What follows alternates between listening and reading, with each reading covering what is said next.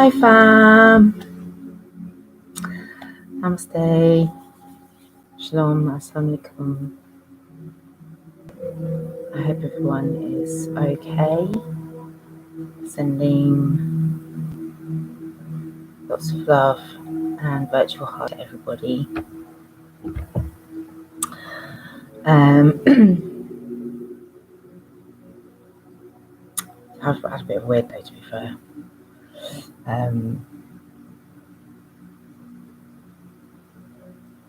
Yeah, weird energies. The weather's been whack. It was sunny this morning, and then just now we've had a thunderstorm. It's like raining stones, it sounded like.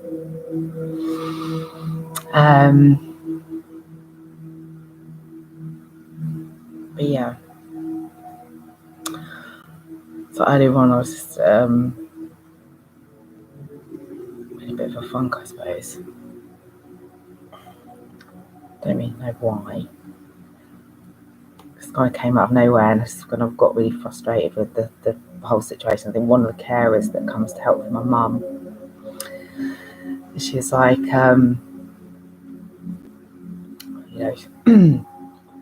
tired of it all. Obviously she's saying it's, their job's quite difficult, and it's been a really difficult year for them. And as salute all the frontliners, which is everyone, love ya. But and I just thought, and I was thinking, and then there's all this stuff going on in Israel. There's people being bombed, and then there's those girls that were bombed a couple of days ago at school.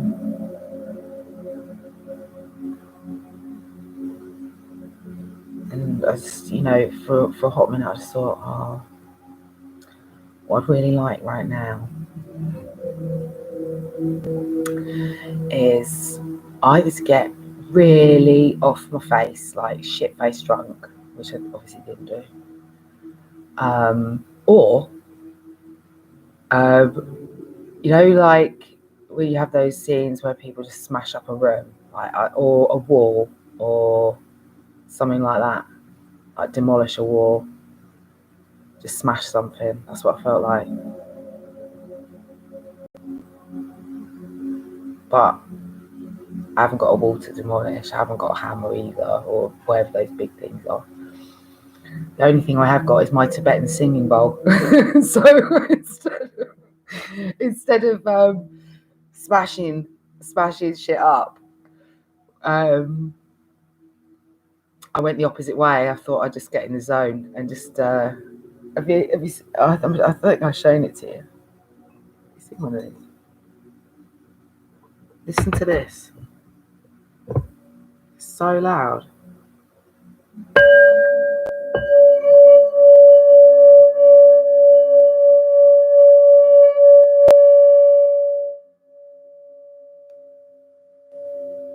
How loud's that? It's so loud. Anyway, so yeah, that kind of calmed me down from that place. Yeah, I don't know. There's some funky energy about the place. So I hope everyone is okay, as best they can be.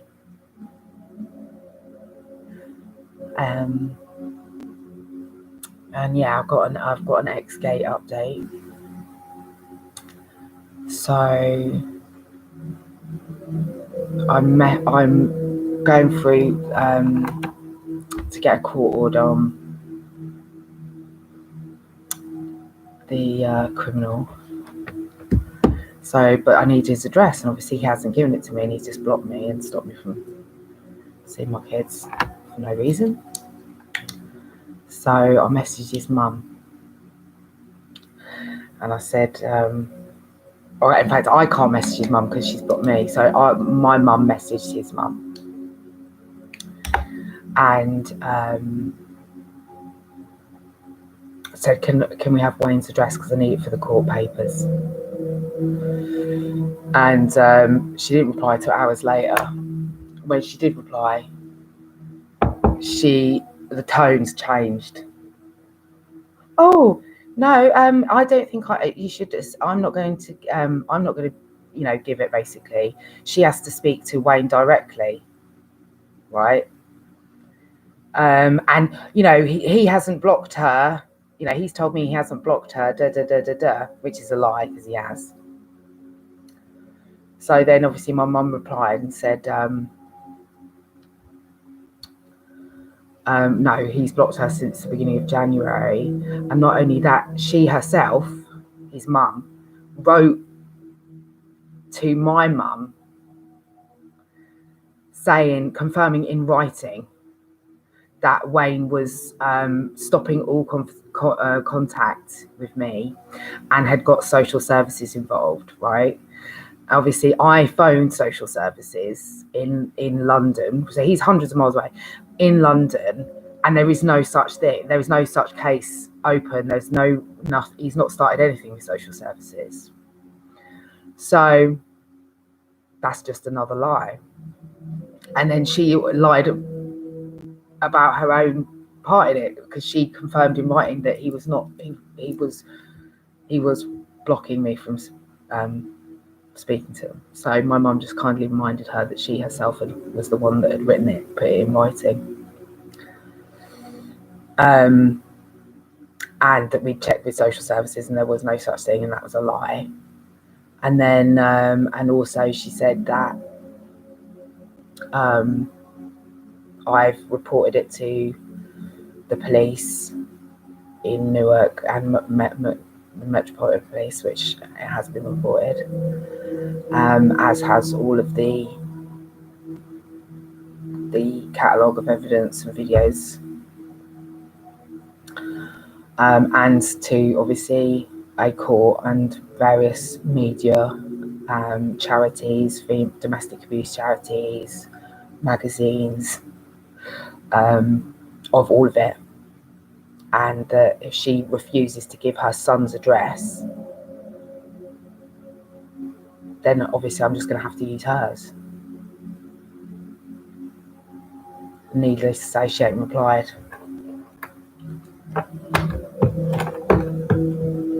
So that's where we're up to with that.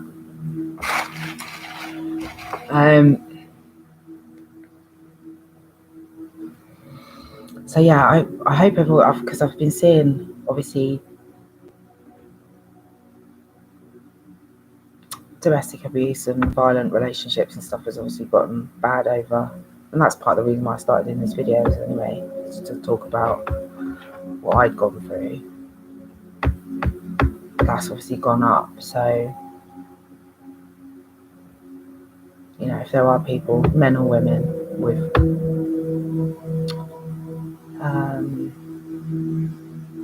violent partners, really thinking of you, because it's hard enough time as it is. And then being trapped in a space with your abuser is a very difficult thing.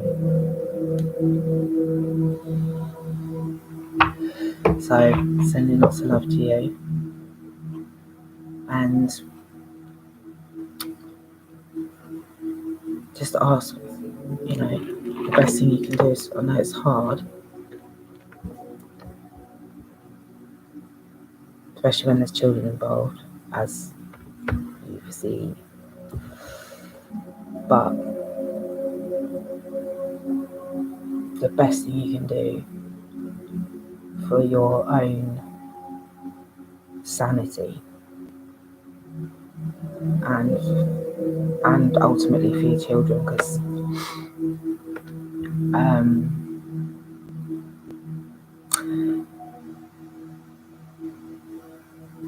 watching, for children watching parents fighting, physically fighting, and all the consequences of that, it does affect children. There's research on it. It does affect their, their mental well-being, basically, and how they grow up as into adults. So just reach out to someone. It can be anybody.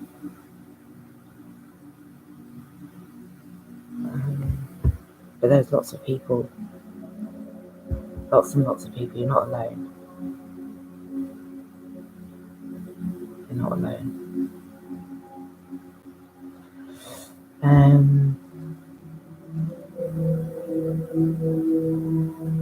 So yeah, it's a bit of a weird one today.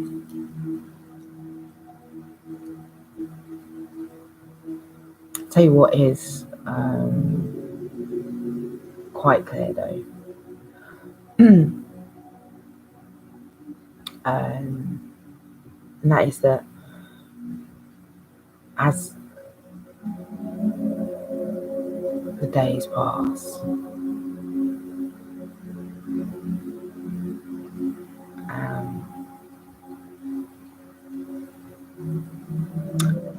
these people are just exposing themselves, and other people are getting involved in exposing them as well, which is good. But you can see, like, look what's going on in with this voting in America, this voting bill. The ones that are kicking off about it, they're the problem. The ones that want to suppress voters, all those people there are the absolute problem. I've got a couple of videos for you. There's one which is a guy. What's his name? Oh. I can't remember. I'm sure he's in the Supreme Court or something. What is it? I really need to write better notes than I.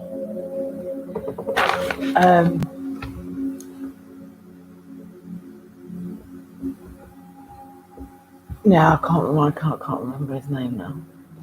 But he is a perfect example. So he's a Republican, and initially he was saying, no, Trump's, a nut job. Trump is a nut job.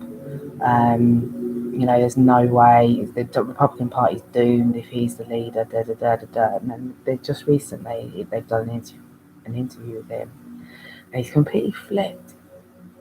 Completely changed his tune, which just makes you question what has changed to make him go like that. And I'd be looking at money.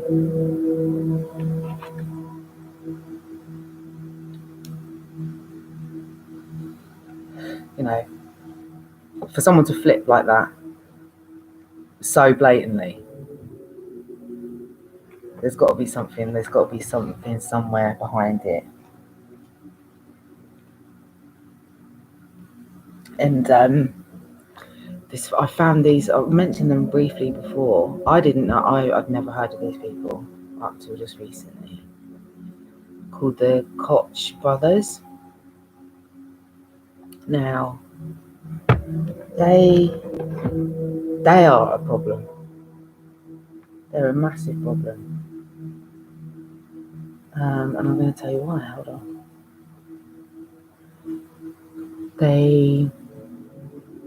Where are we? Koch Brothers. Right, Koch family. The Koch family is an American family engaged in business, best known for their political activities, active role in opposing climate change, donating to libertarian and conservative groups, criminal justice reform Republic Party causes. Their control of Koch Industries, the largest privately owned company in the United States, revenues of $115 billion.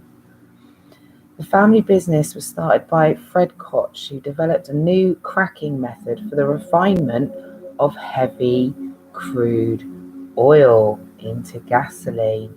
So there's your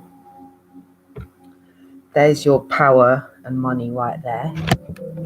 So obviously he's going to be against anything that is going to be damaging to that, which is obviously anything to do with green energy, anything to do with climate change.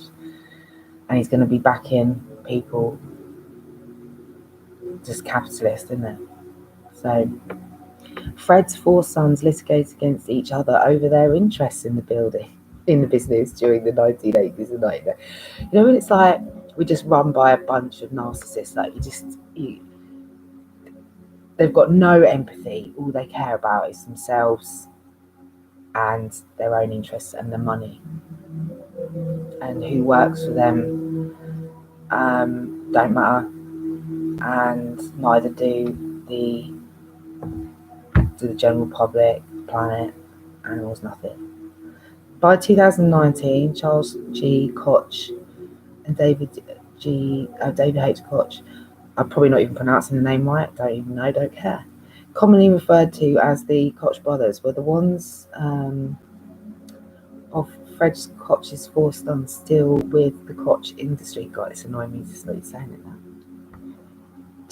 Charles and David built a political network of libertarian and conservative donors, and the brothers funnel financial revenue into television and media advertising. Ding! So I'm not going to go through the family members, boring. Non-profit organisations. The Koch family foundations are a related group of non-profit organisations that began. So they're going to be making 115 billion. They ain't going to be paying no tax on that, yeah. That began with the establishment of Fred and Mary Koch. They say that they are advancing liberty and freedom. Lol. Through the support of further social progress and sustainable growth in prosperity. Really. In addition to direct action, where am I? Of the non-profits, the group has also contributed financially to other philanthropic organisations in the field of research. Oh, I bet they have, including including scholarship programs in universities. Through organisations like the United Negro College Fund. Political activities. There you go. Here's the juicy bit. Charles and Dave Koch have been active in American politics since 1980. Why have 2 guys who have a privately run business, why have they got their how have they got in so embedded in politics? How is that right that a private company can have this much control or sway in politics at all? Because it is solely to serve their business interests. So David Koch has been active in America since 1980. David was the Libertarian Party's vice president nominee. Their political contributions began to attract widespread attention from the media in 2008, when through their family foundations, the brothers contributed to 34 political and policy organisations, 3 of which they funded completely, and several they direct. They have since organised a network of an established 500 conservative donors, candidates, think tanks, and other groups. As an example of their influence, investigative journalist Jane Mayer noted House Speaker John Boners.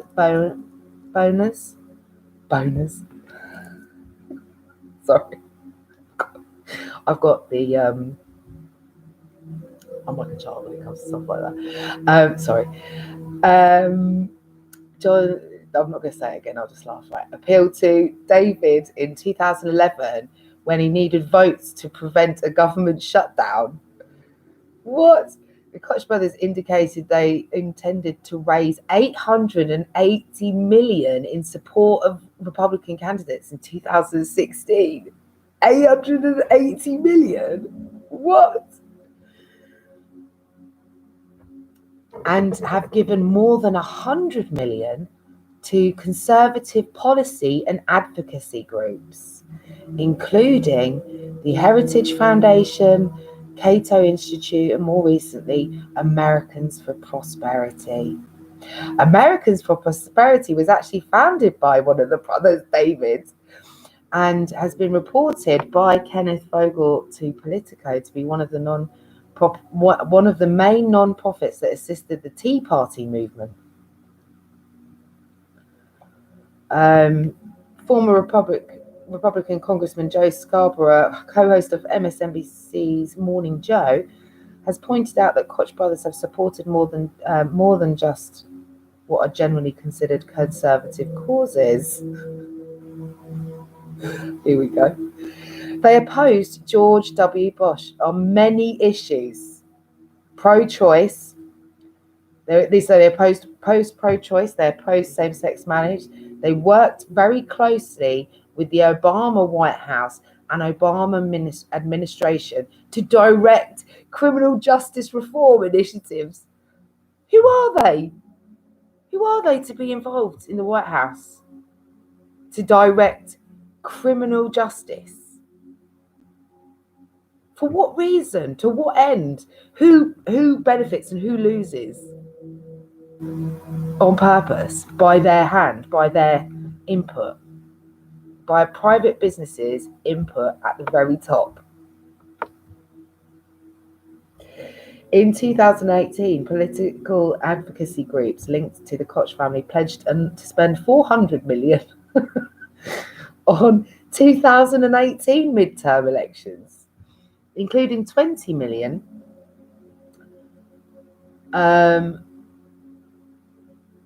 to promote HR1. Something to do with the budget. Something to do with the fucking budget. Serious. Public policy.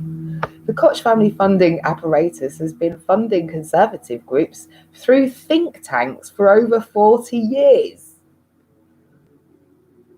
These guys are the problem. One of the many. Get them. The Cato Institute, which Charles Koch helped create in 1974, is consistently ranked as among the top 25 US think tanks in overall influence on public policy. What the fuck?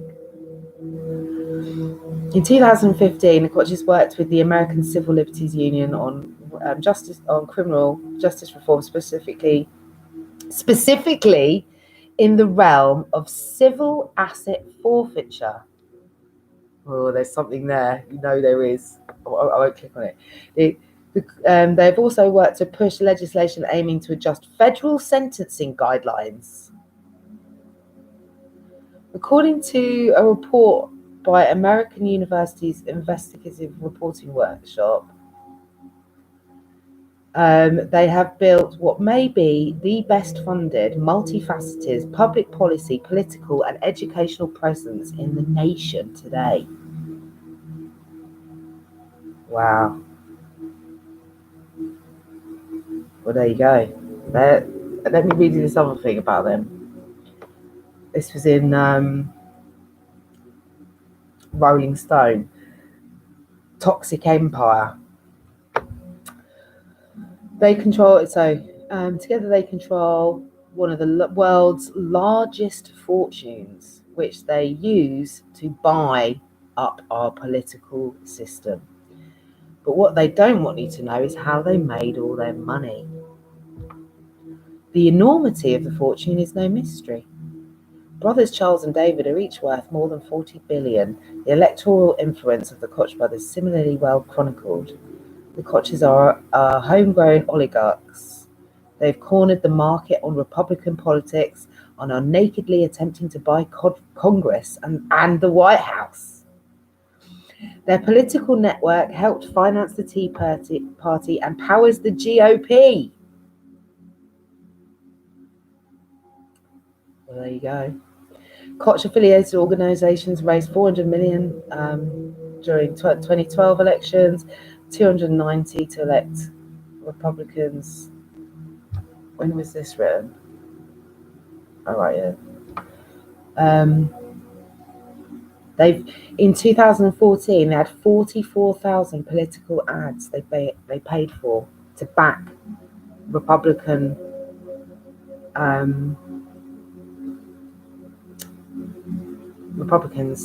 to get back at the seats in the Senate. So we've got an endless pool of fucking money to use media to push your message and your candidates solely because you've got the money to do so over someone else. If you've got this kind of money behind the GOP and these conservative lunatics, then it's dangerous. And particularly when you're working with old Murdoch and his dynasty of death, and Fox News. I'm going to go on to this Fox News thing in a minute. It's brilliant. Wait, hold on. Hold that thought. What is less clear is where all the money comes from. Koch Industries is headquartered in a squat smoke glass building that rises above the prairie on the outskirts of Wichita, Kansas. The building, like the brothers' fiercely private firm, you just know it's suspect straight off. You know, when you like, people who are honest have open doors, open books, and people that are dodgy have closed doors and shady as fuck books. You know what I mean?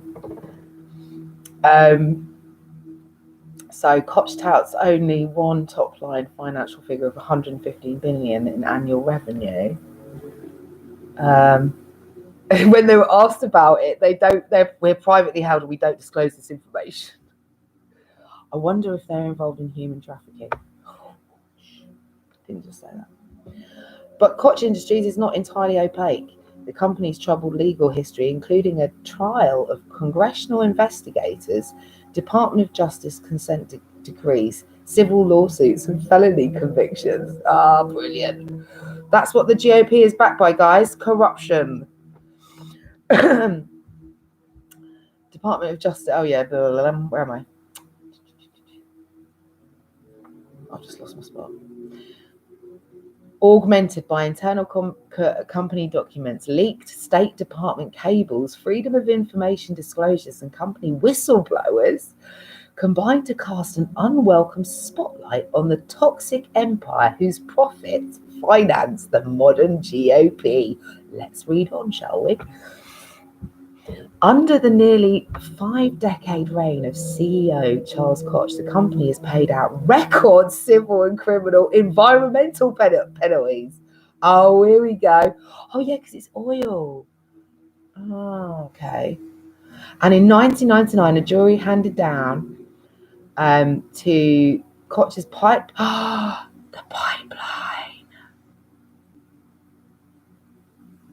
Oh, wait a minute.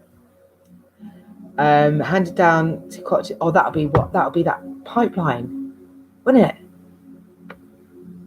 The one that all the Republicans want. Ooh. Okay. Sorry. Jury handed down to the company when it was large. What was then the largest wrongful death judgment of its type in U.S. history, resulting from the explosion of a defective pipeline that incinerated a pair of Texas teenagers.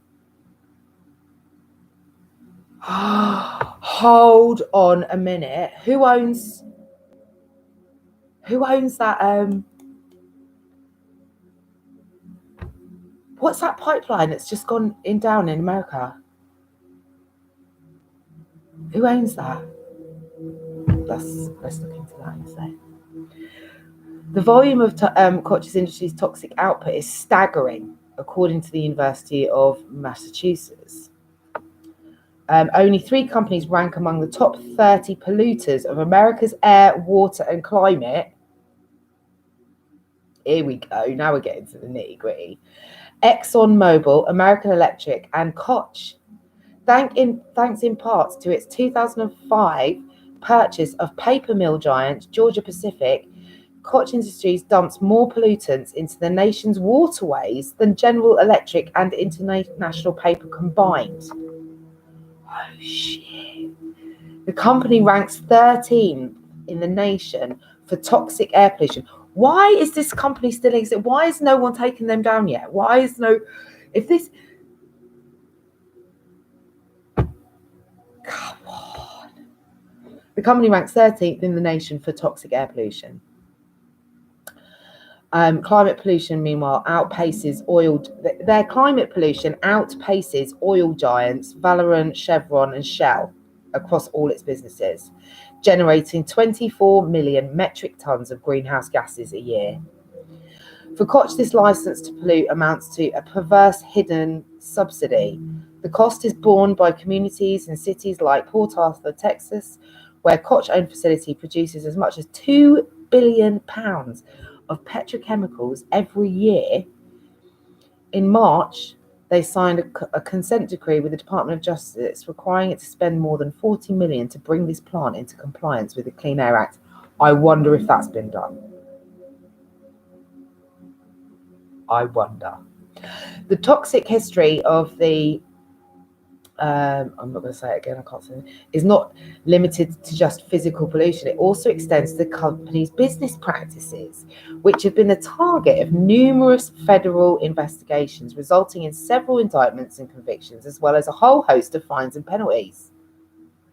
And in one of the great ironies of the Obama years, the president's financial regulatory reform seems to benefit them. The company is expanding its high-flying trading empire precisely as Wall Street banks, facing tough new restrictions, which Koch has largely escaped, are backing away from commodities speculation.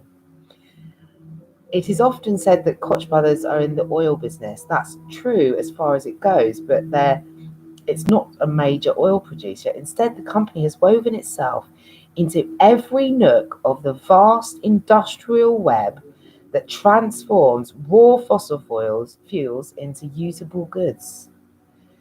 Koch-owned businesses trade, transport, refine, and process fossil fuels, moving them across the world and up the value chain until they become things like hydrocarbons, fertilizers, lycra, and the innards of our smartphones. The company controls at least 4 oil refineries, 6 ethanol plants, a natural gas-fired power plant, and 4,000 miles of pipeline. Oh man, I've got to find out who owns that bit of pipeline. It would be more than a coincidence if it was in any way related to them. That pipeline that goes from Texas to New York, that's had the cyber attack on it.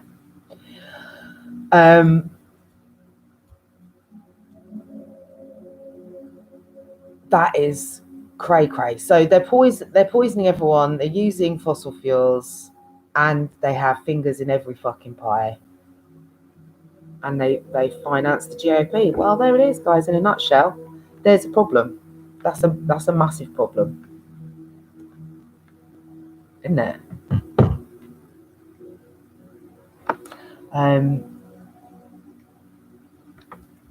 So yeah, I was just thinking that earlier on as well, there's quite a lot. I know people are struggling with mental health and stuff.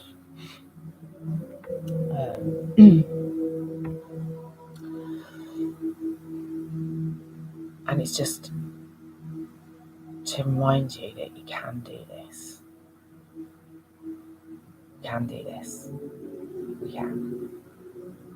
And we are doing it. We've already come this far. What would our I think like this because I always got my picture of my dad here. And it's going to be it's going to be 7 years. In a couple of months since he died. So was my daddy. His heyday. And I just think, what would they say to us? What would our loved ones that we've lost? What would they say? What would our ancestors say to us right now? They remind us of all that has gone before us. All of the struggles and the wars and the disease that has been overcome.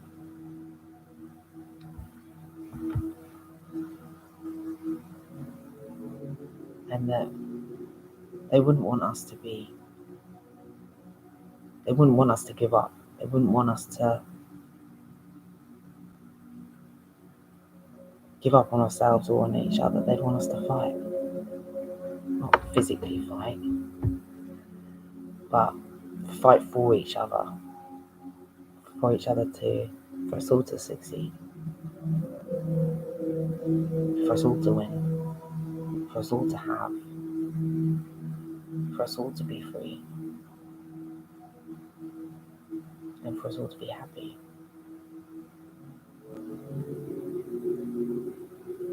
That's what they want us to learn. To actually learn from history, which is essentially just an instruction manual of what not to do. And yet we're still doing it. It's like, the very definition of insanity is doing the same thing over and over again and expecting a different result. The only way we can have the future that we all want and deserve, actually, and are worthy of, is by not giving up.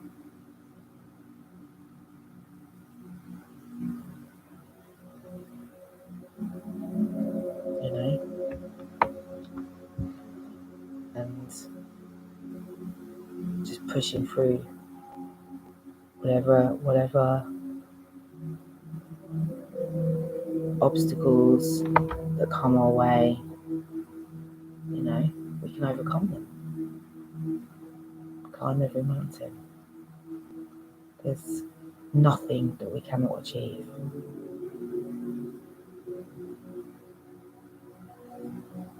Literally. And the future is literally in our hands as individuals and as a collective. And in every moment we have a choice on which way we want to go or what we know.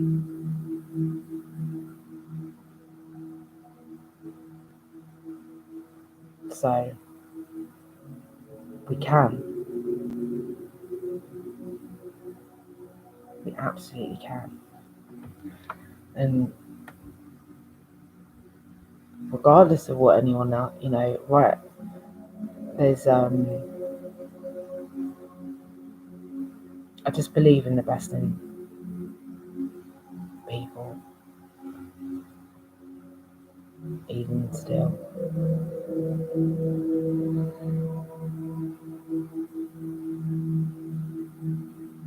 So there's many things going on, isn't there? And it's quite intense, particularly if you're somebody that watches the news. to not let it affect you. You just got to try and go within yourself, really. Find yourself.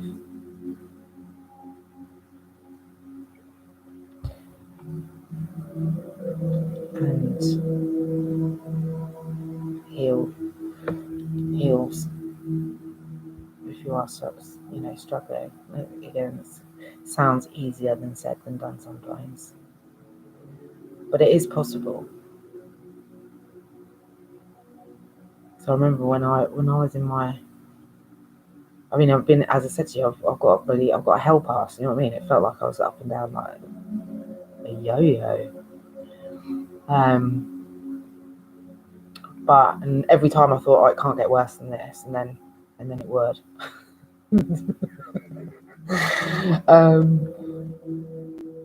But when you're down there, you don't, mentally when you're down there, that you don't think, it feels like it's never going to end. It feels like there's no way out.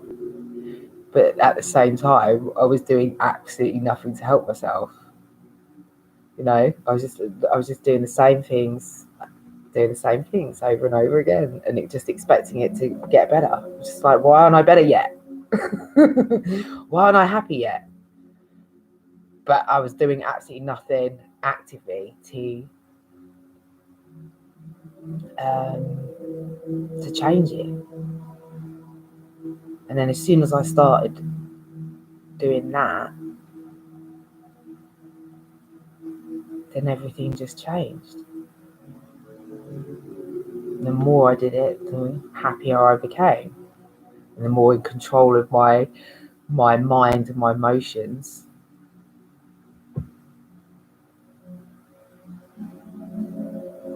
Because we're not really taught, are we? If you think about it, we're not really taught how to deal with them, like at school or just in education in general. That should be really a key thing. It's like how to actually manage our emotions and how to deal with traumas and things that should be part of education. I think it's knowing yourself, knowing what things upset you, and then when that thing's upset you, what how to kind of get your pendulum back to the middle of Zen, and understanding why it's upset you, what's the reason for that, and knowing that it passes, not to react in the emotion at the time that you feel it. Just to let it feel your feelings, but let them go.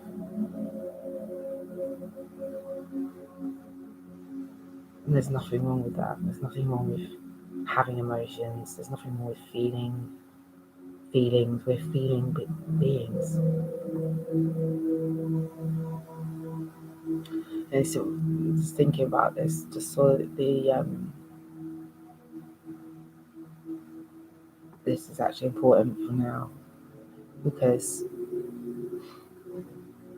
of a year plus of people being isolated. And isolation, if you're not somebody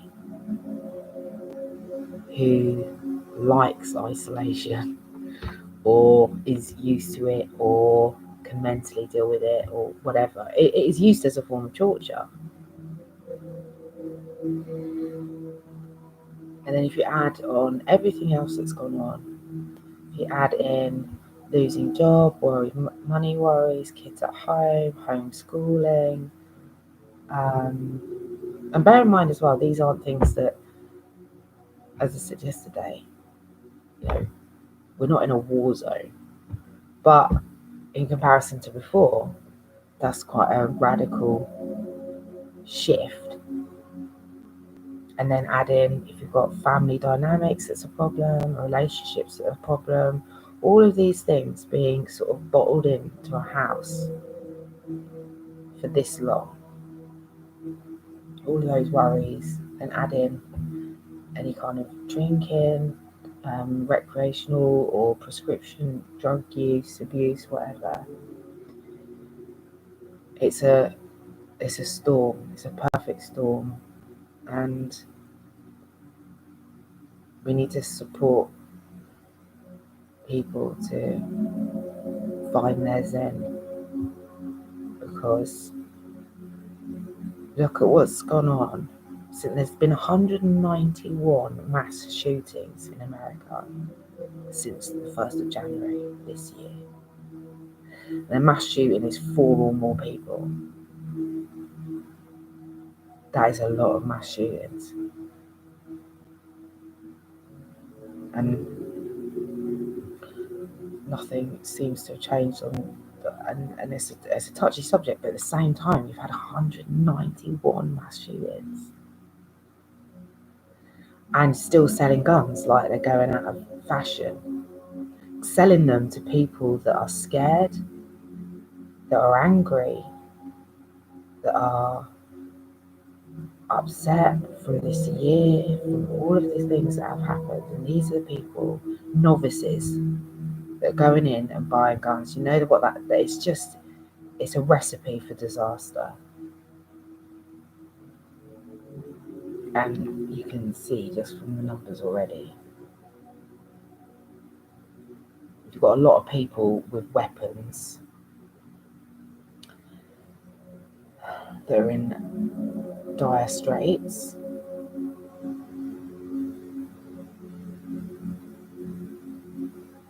Desperate people do desperate things. And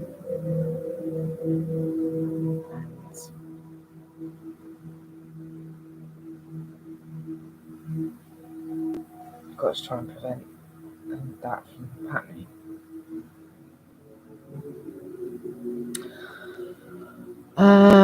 What else was there? Just general good vibe. I want everyone to be okay.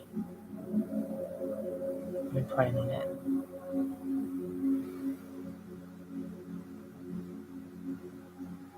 But it's always darkest just before the dawn, isn't it? So there are lots of more people that are doing good things than there are bad. And there are amazing people who want to help and can help, who are sharing, who are, on their missions, doing whatever they can to support communities the best way that they can. And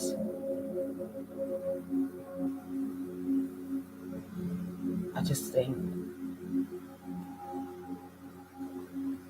as hard as this is for, I'm sorry, not as hard, that's not the right word, but,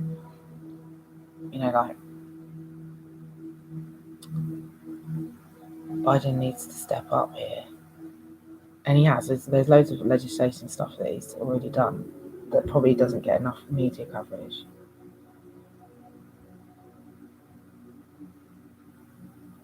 But if there was ever a time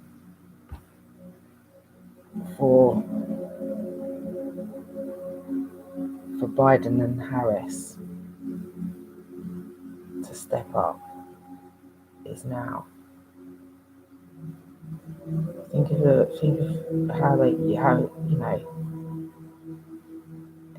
could be written in history if they turn this around and get all these people and finally make them pay. Finally make all these big baddies that have just used and abused the system and the people for decades. That would be how you get the trust back in the people. Would be if you make justice happen. If you expose these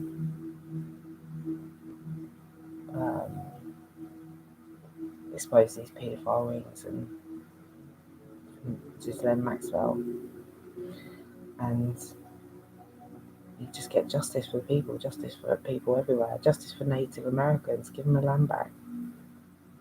Justice for the black community. Justice for voters. Justice for everyone.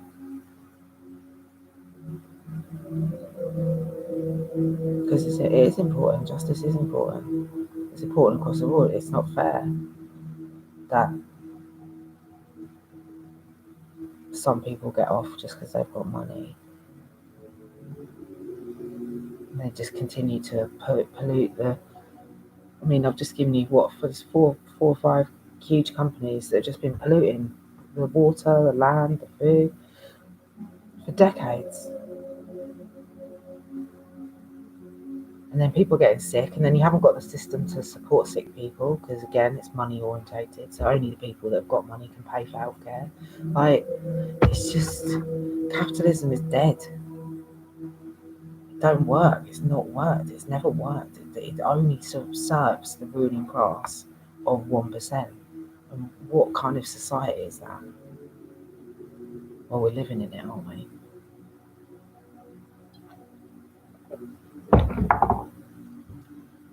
So